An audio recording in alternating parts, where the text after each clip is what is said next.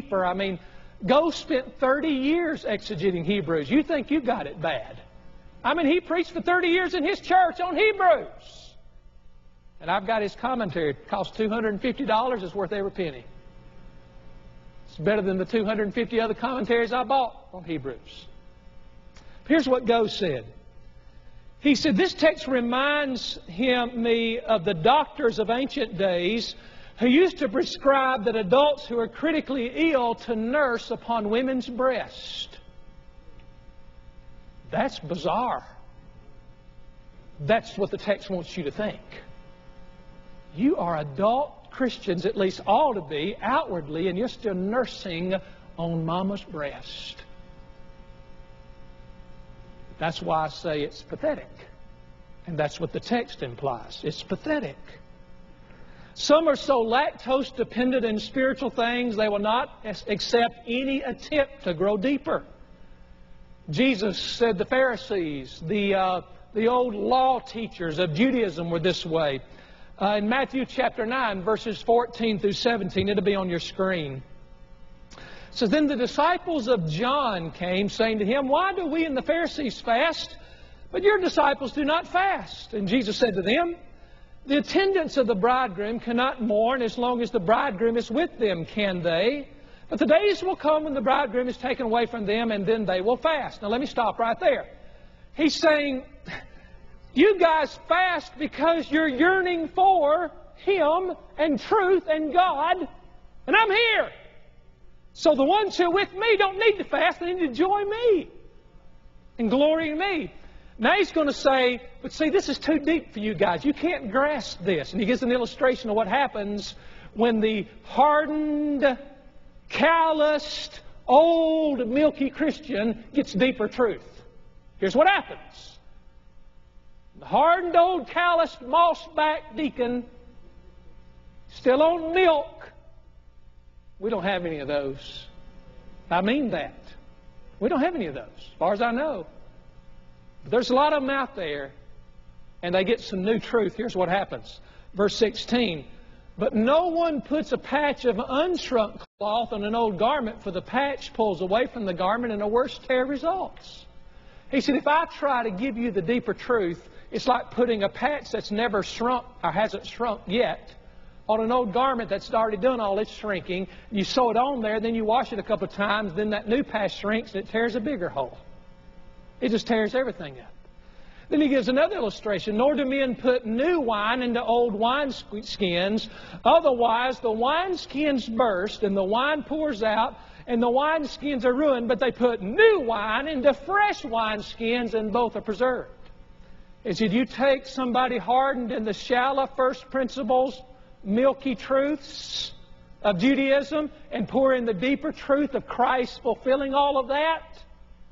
And that old, brittle, dried wineskin, it doesn't have the flexibility of a new wineskin. And that wine swells and expands and it bursts, that old, brittle wineskin, and it's all lost. And you know what? I've had powerful, high-up people tell me, you keep preaching all the doctrines you're preaching, you're going to run people off. They're not going to hear it. They're not going to come back to it. That's true for some of the old, brittle, hardened wineskins. But you know what I'm finding? There's some fresh wineskins out there. And they love the new wine of the real truth. And by the way, it's not new as like you and I found out about it. It's always been there. It's been there for 2,000 years right here in this book. Thank God for the new wineskins who want the new wine. Amen. Praise His name. Well, Roman numeral 3. The Milky Way will probably have 2 parts. We'll probably pick up next week with some of it and continue on. Their shallow milk dependency is a sin. It's not just without excuse. It's not just pathetic. It's a sin before God. It ought to be repented of. And I suppose, starting with this pastor this morning, there's not a person in this room that shouldn't end this service very humbly before God saying, oh God, help me to grow deeper. Help me to know you better and understand you better, and not according to my predispositions, not according to my natural inborn prejudice, not according to my human understanding and the limitations that I'm comfortable with. Explode those and let me see you for who you are as you reveal yourself in your Word. Help me just take one more step, and one more step, and one more step. You know what I hope? Unless God does something, I think you're stuck with me until I retire. And I'm not going to retire. But I hope that 15, 20 years from now, we're rolling around in our wheelchairs. Well, 30 years from now, we're rolling around in our wheelchairs. Full of God. Full of God. And young people will come from all over the country saying, we want to sit at the feet of these people and hear more about God. And learn about it. Don't you want to be effective when you get old? Don't send me to some senior adult retreat and entertain me with comedians. Send me to a conference where men of God preach the glories of Christ. So I'll love Him more and desire Him more and hunger for Him more and look for Him more. Amen? God help us. Is anything wrong with Christian comedians? No. Nothing wrong with that. I'm not saying that's wrong. It's just when I look at the brochures that I get on my desk, that's about all they got. There's not anything out there for people who are growing hungrier and deeper as they... You older folks, you're precious to me. Keep growing deeper. Keep growing deeper. Keep growing deeper. Don't get trapped in the Milky Way. Well, I got to get on with it being sin. He says there, in our text, we're still in verse 12, of course, for though by this time you ought to be teachers, you have need again for someone to teach you the elementary principles of the oracles of God, to teach you the elementary principles. That phrase, elementary principle, means the elements of the beginning. Just the beginning stuff. One scholar said that this word elementary comes from a verb which means to go.